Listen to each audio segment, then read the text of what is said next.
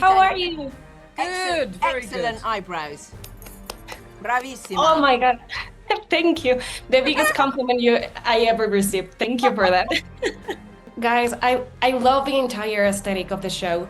And I think that more than the dresses, the first thing I would do on set is to try all the delicious food that appears in every episode. So I would like to know, what's your favorite part about being on set? I have so I've been to parties on the Bridgerton set where I just seem to have a whole load of boiled eggs, and I'm thinking, bloody hell, Christ! Can you imagine going through that? You'd be on the toilet. Not. Yeah. Con Gaby Cam y Javier Ibarreche. Ladies, I'm really enjoying this season. Thank you for that. And I would like to start with you, Golda. Queen Charlotte is such an example of leadership and empowerment. So what do you think we need to learn, we should learn from her in this season? Leadership and empowerment. Oh, well, yes, there is leadership and there is empowerment, there is fierceness, there is being unapologetic, but I think the biggest lesson is to be vulnerable, to show your vulnerability. You know, I personally believe that there is strength in showing your vulnerability, and I hope that when we show Charlotte's vulnerability to the audience, that they can find strength within themselves, you know, that they see this all-powerful, fierce, unapologetic queen, you know, being vulnerable to her friend, you know, and kind of really embracing what friendship means to her, and how Agatha's decision, Agatha's ask to leave the Ton for a little while, is desperately vulnerable, makes the Queen desperately vulnerable, you know, makes the Queen terrified for her future. And I think to show that, especially as women, you know, we're talking about strong women, strong black women, and doing it all. I think when you can show your vulnerability and when you can ask for help and when you can say, I can't do it all, there is strength in that. Violet has been this maternal figure and the leader of the Bridgerton family. So how does her role change this season? She's always going to meddle in those children's lives, always. I think there are some challenges as a mother, definitely this season. And also she has really run with the idea of sort of having time for herself and rediscovering what she is about, and that is because of Marcus, and I think that has been a lot of fun to do, a lot of fun to play with. Yeah. And you know, throughout the show, we've mostly seen young love. So how do you think this relationship opens up a conversation about different kind of love, different ages? It's an important thing because we all gonna get old, right? Like we're all growing up. We're all growing up, and so I think, but again, as Ruth has mentioned before, that a large chunk of our viewership is of our age, you know, around our age anyway. So it's important for people to feel represented. And then I think there's something, you know, which does happen within the younger love as well, but certainly with Violet and Marcus, that I think a lot more people can relate to is that we come with stuff, you know, like the accumulation of life. It doesn't have to just be, you know, that we've lost someone or we loved before, but the majority of us have stuff that we carry with us that we feel can, you know, stop us from we in some way, shape or form feel as if it will stop us from being worthy of love. And so seeing these characters go through that revelation process where they're opening up and sharing about themselves and what their baggage is, and seeing them still accepted for that is, I think, really inspirational and important. Wow, that was such a wise answer, and I think that it's guys, what do you think sets Benedict and Sophie's story apart from the other couples we've seen on the show? Well, they kiss first. They kiss very early compared to other couples. Yeah. It's a forbidden love story. Yeah. And it's about, there's a lot of class disparity this season. Lots of different contexts, like they meet. Like, how weird to have a love triangle with 3 people, but 2 people are the same person. Like, essentially, there's like a love triangle between Benedict, the Lady and Silver, and Sophie. That's quite sort of, particular as a story. Like, and it's nice because it gives the story a nicely sort of psychological touch. Like, why about sort of like matching fantasy and reality, I think. Yeah, I haven't thought it that way, but you are right. And guys, I would like to know what idea you had about love that changed after this show or after this season. Did you have something? I think how it's endlessly complicated, but in a really good way. I think there's something about their story that, well, you mentioned the word prismatic a couple of times. Like, I think it is sort of like it's constantly, it never ends, really. Yeah. Like, you're constantly sort of like working on it. It's something you work on together with someone, I think. Yeah, I'd say that love is a verb, it's an action, it's a doing. And also in terms of self-love, I think I learnt a lot this season, and you actually can't do it alone. You actually can't learn to love yourself without your community. I think that was a big thing I learned. Yeah. Look, Benedict has such an artistic sensibility, even though he likes to play tough sometimes, or most of the times. So what do you think, what changes did he go through this season? Yeah, well, he's a funny mix, isn't he? Because he's managed to sort of dress up anything maybe negative about himself in very, he's I guess the challenge of his character is that he gives everyone the same love bomb, essentially. Like, he's sort of, he's nice to everyone, and like, I think if you give everyone the same treatment where you charm them but you keep a lot back to yourself, like you don't really give yourself to someone, if you do that indiscriminately, how can you specifically love one person? Like, how, if you're charming to everyone, what does that mean? How can you pick out one person? So I think, yeah, it's more about sort of him going down deep, which rather than sort of, skitting around on the surface of things, I think, a little bit. Or not necessarily the surface, but just like, I think he gets intoxicated by the idea of freedom and discovery and just curiosity and just fight. There are always new people and new ideas and new, it's his artistic sensibility, I guess, in a way. Yeah, and I think that's what the audience love about him. But it's lovely to see the other side of that coin. Like, it is nice to see that stuff that the audience love, but I think there are lots of moments in this season where he does stuff that maybe the audience won't love. And I think that's true to, that's a rounded human. Wow, that's such a great big lesson that I think we need to apply in our real lives, not only on TV show. And you were talking about your bond with Agatha, and Joa, she's incredibly loyal to her friendship with Charlotte. How do you think that bond has evolved through the show? Agatha came to England at the age of 4 to be raised, to marry an old man and give him children. Charlotte's been brought to England in her late teens to marry a man she's never met and give him children. So these 2 women come into this situation. They're isolated. They're not there as women with feelings and heart and desires of their own. They're there as baby machines, objects to be married into a thing. And they have to find a way to find their own humanity within that. They have to find their own security and their own power and their own dignity and their own strength. And they do it with each other, through each other. Agatha gives Charlotte knowledge about how the court runs. Charlotte gives Agatha status so she can protect her children and their inheritance.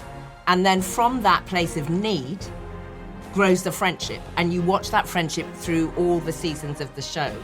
And then you get to this point in the show, and suddenly Agatha, her brothers come back into her life, as we saw in season 3.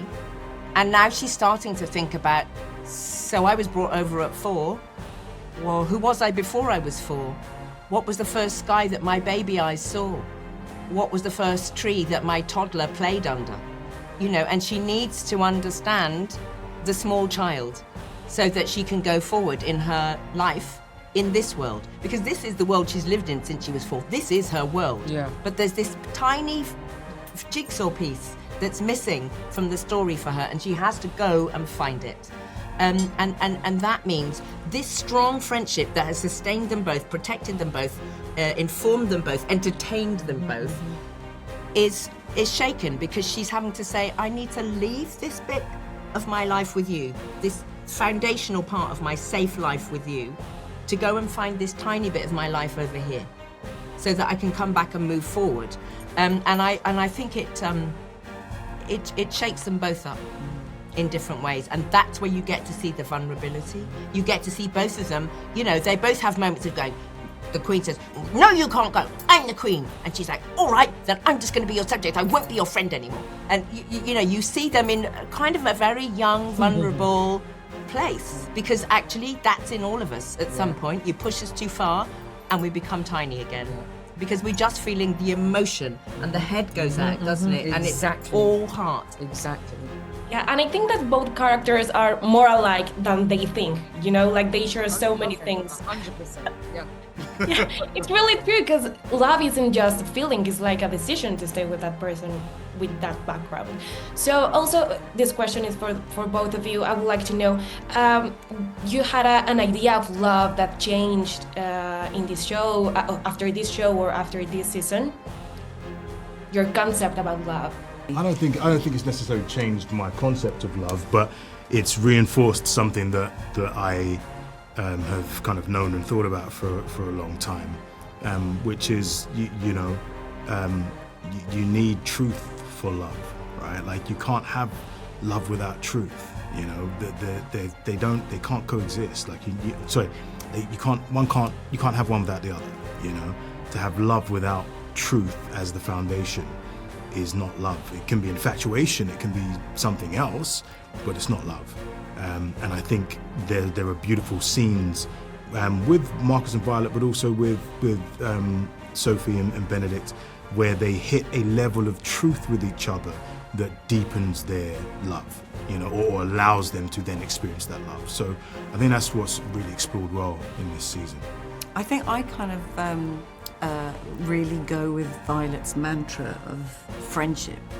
I really respect that, you know, a relationship. I think that's, and love, I think that's something that stands the test of time. Yeah. For me, a friendship encases all of those things, like truth and loyalty, and for me, I think that's lovely, and I'm championing Violet. You know, I'm going to share personal stuff here. I'm only 6 months with my boyfriend, so everything you're saying now, I'm writing it down so my relationship doesn't fail. So. We're rooting for you. Let's get it done. What idea I have about love? That changed maybe thanks to doing this show. I don't think my idea of love, I think my idea of love is very much established and has been established for quite a while. So I think it's nice to sit there and see everybody else catch up. Do you know what I mean? And I think for me, Bridgerton is so satisfying in that way of love, in that world of love, you know? And it's really beautiful to have those kind of real human stories, those real human love stories be portrayed in our show. But my own sense of love has been with me for, I would say, nearly 13 years now. That's how long I've been with my partner. And that sense of being with somebody and nurturing them and making a life, you know, creating a life with each other, is very much in my heart. I hope to get to that point soon in my life. You will. Thank you. And guys, my time is running up, but also I would like to know, how do you get your characters to communicate not only through words, because they don't talk too much to each other, but through their looks and their actions? How do you achieve that? I guess that's connection, though, isn't it? I think. Yeah. I think it's. Yeah. We are sensory beings, right? Yeah. Sight, sound, taste, touch, smell, movement, and so when you explore a relationship with all our senses, then you start to find little subtleties, you know. How does someone smell? How does someone look? What part of the person do you notice? What is the quality of the touch? The touch tells a story, you know. And so I think Bridgerton are very clever at doing that, Yeah. right? At finding those non-verbal things that really tell a story. Yeah, they as pick well. up on what we're doing on the sidelines Yeah. sometimes, don't they? Yeah. Guys, I love the entire aesthetic of the show. And I think that more than the dresses, the first thing I would do on set is to try all the delicious food that appears in every episode. So I would like to know, what's your favorite part about being on set? No, the food, sorry. It's, the only reason I laugh is because when you say food, I picture like all the bizarre things they put in jellies. Like usually it's like, you know, it's just set dressing.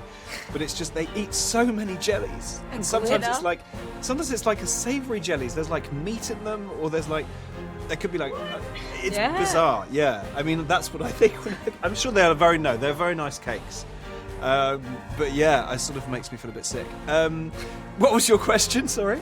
What's your favorite part about being on set? Now that you say that the food is not real. My favourite part, no, the food is amazing. The food design is amazing. It's just the reality of it. No, I love the, you know what? I actually love the choreography of it. And I mean specifically Jack Murphy, who's the choreographer for all the dances, but also just the choreography that a show like Bridgerton requires in terms of like camera, crew, dancers, actors, everything. Like just the whole dance of it all. It's very, it's beautiful to watch. Yeah. What do I love working about on set? This one. It's fun to play with this one. We can't usually eat the food, can we? No. Yeah, that's what they told me. Dreadful food, honestly. I have so I've been to parties on the British set where I just seem to have a whole load of boiled eggs, and I'm thinking, bloody hell, Christ! Can you imagine going through that? You'd be on the toilet or not. I mean, they've got some frankly. great cakes. And they have you know, giant lobsters in aspic jelly and things like that. They're the most Oh, did you remember? unappetizing. Well, I wonder. on the set when you're standing next to it, looking from a distance or on the screen, it looks really brilliant, It and looks it is amazing. brilliant. It is brilliant. But when you're standing next to a shed load of boiled eggs and some crustacean, it's very weird. Remember the pirate?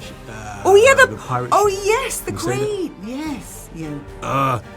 Yes, Just, there's a ship. Yeah, there's something. It's a ship. Yeah, it's spectacular though. And there's a It's- whole load of seafood. We kept Yeah. saying, can you imagine being here? It would be really the smelly. stench. Yeah. If it was real. Well, thank you for bursting my bubble. I'm sorry. I love the show I'm anyway. sorry about that. But it's wonderful. It's wonderful. Yeah. It is, and so are you guys. Thank you very much for talking with me, and congratulations on the new season. Thank you very much. All the best. Girls, thank you very much for your time. This conversation was really meaningful to me, and congratulations for this new season. Thank you so much, my love. Well, guys, thank you for bursting my bubble about all this fantasy of the food and everything on set. And guys, finally, what would you want the audience to feel after watching this season? How would you like the fans to feel after this? I want them to feel seen. I want them to feel that love is possible for everyone and everyone is deserving of it. And you need a little bit of magic in your life, and maybe you'll be able to find it. Yeah. That's beautiful. Guys, thank you very much for your time. It was such a pleasure to meet you. Real pleasure. Likewise. Bye-bye. Con Gaby Cam y Javier Ibarreche.